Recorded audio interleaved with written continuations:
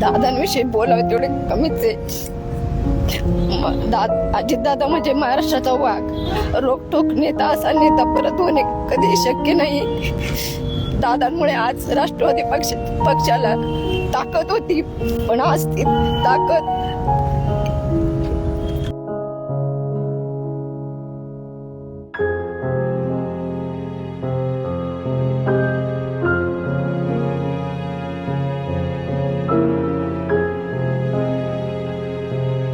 झाल्याची बातमी त्या ठिकाणी समजली आणि 10 मिनिटांनी दुसरा फोन आला की दादा आपल्याला सोडून या ठिकाणी गेलेले आहेत.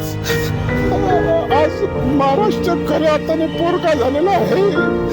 आम्हा सर्व कार्यकर्त्यांना जी आशा होती की दादा यातून वाचतील, आम्ही सारखं टीव्ही लावून त्या ठिकाणी पाहत होतो. ती घटना ऐकून संपूर्ण महाराष्ट्र राज्याचं एक जीव हरपल्यासारखं झाले आणि समोर ही बातमी कळल्यानंतर फक्त अंधार दिसत होता.